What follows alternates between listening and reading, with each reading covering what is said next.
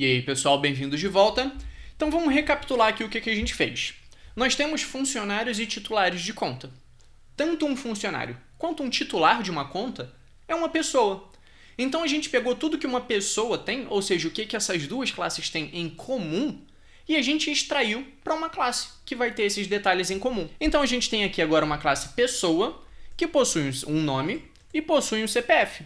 Além disso, ela obviamente é responsável por construir isso tudo, ou seja, inicializar o CPF, inicializar o nome. E também a gente tem a funcionalidade de verificar o tamanho do nome. Então, com isso, nós criamos uma classe base. A partir dessa classe, a gente pode aumentar o que ela tem. Então, por exemplo, um funcionário é uma pessoa, ou seja, ele tem tudo que pessoa tem. E quando a gente fala desses termos que um funcionário é uma pessoa, a gente diz que funcionário herda de pessoa. A gente vai falar com mais detalhes, com alguns desenhos para isso ficar mais visual, mas basicamente eu estou informando que um funcionário é uma pessoa.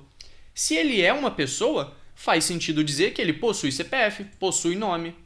E, inclusive, ele consegue, aqui em funcionário, ele consegue receber esses parâmetros e lá na implementação, ele consegue chamar o construtor da classe da qual ele herdou, ou seja, da classe pessoa. Então, se funcionário é uma pessoa, funcionário vai também inicializar as informações que existem lá em pessoa. Então, essa é a ideia por trás do que a gente implementou. E agora eu só quero deixar um detalhezinho, um gostinho para você. Imagina que aqui na classe funcionário eu precise, por algum motivo, manipular o nome. Imagina que aqui em funcionário eu quero ter um recupera nome. No titular eu não quero fornecer o nome a partir do titular, mas no funcionário sim. Porque eu quero vir aqui em main e depois de criar um funcionário, eu quero poder exibir. Quero poder fazer isso daqui. Cout, nome do funcionário, e exibir o nome dele. Então, funcionário, ponto, recupera nome. Eu quero poder fazer isso. Então, vamos lá. Vamos implementar esse recupera nome em funcionário. Ou seja, eu não preciso ter isso em titular. Se eu precisasse ter tanto em funcionário quanto em titular, eu poderia vir aqui e fazer isso. Olha só. std string recupera nome. Então, eu adiciono esse método em pessoa, logo, funcionário também vai ter. Então, se eu tentasse compilar isso daqui, ia ter um problema porque a gente não tem a implementação, mas a definição está lá. Ok. Só que não é isso que eu quero. Eu quero ter somente em funcionário. Então, vamos lá no meu funcionário e eu vou adicionar esse método. Ok, tenho aqui o método recupera nome, só que eu preciso de uma implementação. Então, vamos lá. Funcionário recupera nome. E como que vai ser a implementação disso? A gente já viu, faltou o retorno, std string. Como que é a funcionalidade de um recupera, de um método getter, um método de acesso? Eu simplesmente retorno o campo, né, a propriedade que eu quero permitir o acesso, que no caso seria nome. Só que repara que a minha ideia está me informando um erro aqui. Nome é um membro privado de pessoa. E se é privado, somente dentro da classe pessoa eu conseguiria acessar.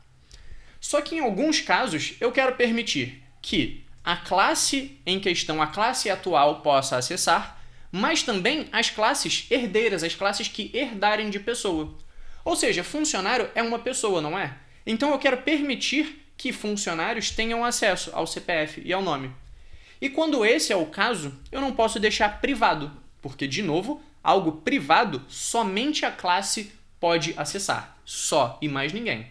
Agora, se eu quiser, mais uma vez, deixar que a classe possa acessar e também as classes que vão herdar dessa classe, as outras classes que também vão ser uma pessoa, eu tenho um outro modificador de acesso, que é protected. Ou seja, esses atributos aqui estão protegidos. Se eu tentar de algum lugar fora da minha estrutura de classes, aqui fora, por exemplo, pegar do meu titular e tentar acessar CPF, eu não tenho acesso, eu não consigo. Então, protegido, esse protected, mantém aqueles membros, né, as propriedades, mantém protegidas de acesso externo. Só que os herdeiros, ou seja, por exemplo, a classe funcionário, vai poder agora acessar o nome sem problema. Então, repara que agora eu tenho acesso ao nome, a minha ideia não está me mostrando nenhum erro. Se eu vier aqui, Deixa eu voltar para cá. Se eu vier aqui, repara que eu não tenho mais nenhum erro aqui também. Se eu tentar executar, eu provavelmente vou ter um probleminha com o nome aqui. Então deixa eu adicionar o Vinícius Dias, que eu acho que esse é o nome curto. Se eu tentar executar,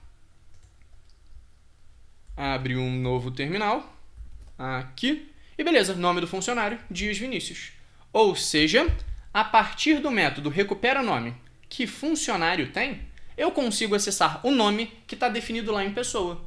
Por quê? Porque está protegido. Isso significa que a própria classe pode acessar, mas as classes que vão herdar também vão poder acessar. Então, com isso, a gente entendeu um dos pilares da programação orientada a objetos. A gente já viu abstração, a gente já viu encapsulamento, e agora a gente falou sobre herança. A gente vai falar muito mais sobre herança e praticar bastante no próximo capítulo. Mas só para dar um gostinho do que é, do que a gente implementou aqui, a partir de uma classe, eu posso especializar ela. Eu tenho uma classe pessoa e titular é uma pessoa. E além de tudo que uma pessoa tem, o titular pode ter funcionalidades novas. Por exemplo, o funcionário, além de ter CPF e nome, ele tem um salário. Então, com isso, a gente consegue ter especializações de determinados tipos. Um funcionário é um funcionário, óbvio, e também é uma pessoa. Ele tem tudo que pessoa tem e pode ter mais alguma coisa. Então, esse é um dos pilares da orientação a objetos, o terceiro que a gente viu. Vimos no curso anterior sobre abstração, sobre encapsulamento, e nesse treinamento a gente já viu sobre herança. Então, no próximo capítulo, eu vou falar bastante sobre herança. A gente vai entender melhor esses conceitos por trás, a gente vai praticar um pouco. Então, faz os exercícios desse capítulo e eu te espero no próximo para a gente praticar herança.